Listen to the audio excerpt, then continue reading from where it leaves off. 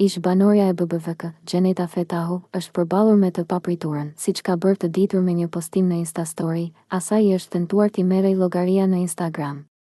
Kjo ngjarje shqetësuese ka nxitur një reagim të menjëhershëm nga ndjekësit e saj, të cilët shprehin mbështetje dhe solidaritet. Gjeneta nuk ndalet këtu, ajo thekson se janë hakuar gjithashtu 10 llogari të fanseve të saj, duke rritur shqetësimin për sigurinë e përdoruesve në rrjetet sociale.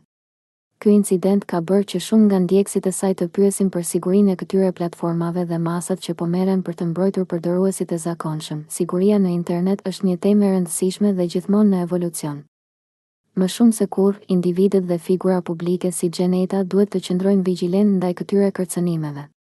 Në këtë kontekst, ajo inkurajon të gjithë ndjekësit e saj që të ruajnë sigurinë e llogarive të tyre duke përdorur fjalëkalime të forta dhe verifikimin në 2 hapësira. Edhe pse ndodhi një ngjarje e tillë, Gjeneta shprehet se do të vazhdojë me aktivitetet e saj në rrjetet sociale. Ajo planifikon të rikthehet me përmbajtje të reja dhe emocionuese për ndjekësit e saj, duke u fokusuar në projekte të reja dhe bashkëpunime interesante. Ky incident ka ngritur gjithashtu pyetje mbi etikat e mediave sociale dhe përgjegjësinë e platformave për të mbrojtur përdoruesit nga ngacmimet dhe hakerat.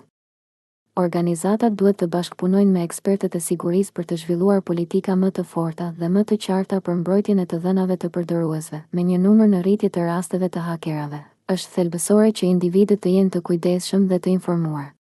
Përdorimi i instrumenteve të sigurisë në internet, si programet antivirus dhe 2 faktorët e autentifikimit, mund të reduktojë shumë rrezikët e këtyre incidenteve.